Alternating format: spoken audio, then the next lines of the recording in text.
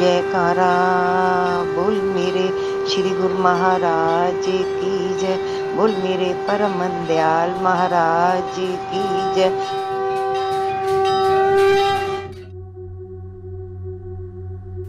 एक दिन चर्चा हुई कि कलयुग में साधु महात्मा और ब्राह्मण की मान्यता नहीं हो पा रही है। श्री परमहंस दयाल जी महाराज जी ने फरमाया कि अब भी सोना और चांदी को वैसा ही मानते हैं जैसा पहले मानते थे, तो साधु महात्मा और ब्राह्मण को वैसा क्यों नहीं मानेंगे। भांति भांति के नकली सोने, जर्मन सिल्वर, नकली हीरे चल गए हैं, तो क्या उनको असली करके मान ले और पूरी कीमत लगा दे। हमारे विचार में जरा भी अंतर देखने में नहीं आता, बल्कि पहले से कद्र बढ़ गई है, क्योंकि जिस जिस वस्तुओं की कमी होती जाती है उसकी कद्र बढ़ती जाती है। पंडितों को देखो तो कोरे तिलकधारी है, बल्कि तिलक लगाना भी दूभर हो गया है। सूने माते ही घर से निकल पड़ते हैं। ना पढ़े लिखे और दिमाग देखो इतना कि सामने कोई बड़ा आदमी हो या अधिकारी हो, उसको प्रणाम तो करना ही नहीं जानते। इसी धुन में रहते हैं कि जो मिले वह पहले हमसे यही कहे, पंडित जी पाव लागन। किसी ऐसे धनाढ्य को जिससे अच्छी प्राप्ति होती हो, उसे पहले ही कह देंगे, यजमान सुखी रहो, भक्त जी का बोलबाला रहे, भक्त जी को भगवान प्रसन्न रखे। साधुओं का भी यही हाल है। सबको माई बाबा करके पुकारना और अपने को छोटा समझना साधु के लिए उचित था। अब साधु अपने आप को बाबा और दूसरों को बच्चा कहते हैं। शायद करोड़ों में एक साधु ऐसा निकलेगा जो अपनी ओर से किसी को पहले जयराम जी की कहता हो। ठीक प्रणाम तो शायद ही कोई बड़ा साधु किसी बड़े से बड़े और योग्य से योग्य ग्रस्त को करता हो। उपदेश का यह हाल है कि स्त्रियों को जोर देकर यह कहा जाता है कि तन धन मन सब उसी को अर्पण करो।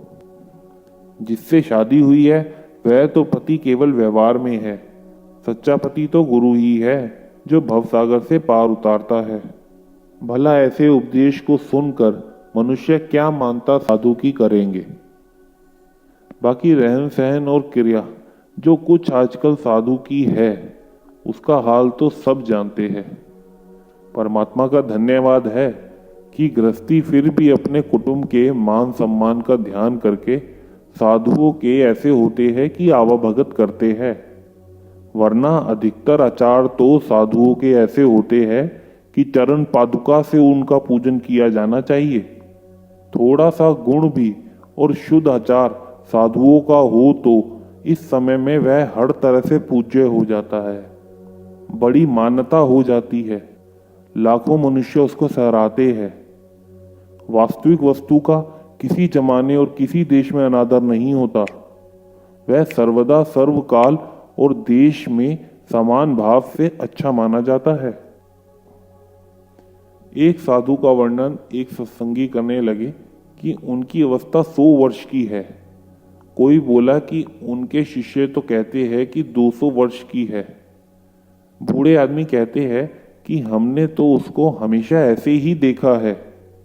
श्री परमहंस दयाल जी महाराज जी से पूछने लगे कि उनकी आयु आपके विचार से क्या होगी। श्री महाराज जी ने फरमाया कि वैश्या सदा अपनी आयु को घटाकर बताती है और बहाना बनाती है कि अमुक बीमारी से मेरा रूप ऐसा हो गया, नहीं तो आयु तो बहुत कम है। उसके भड़ुए ऐसे ही राग अपनाते हैं। यदि ऐसा ना कहे तो उस स्त्री को कौन पूछे।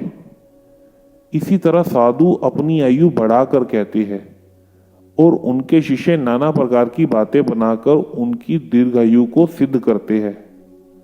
यदि ऐसा ना करे तो मान्यता कैसे हो, दुकानदारी कैसे चले और जमे।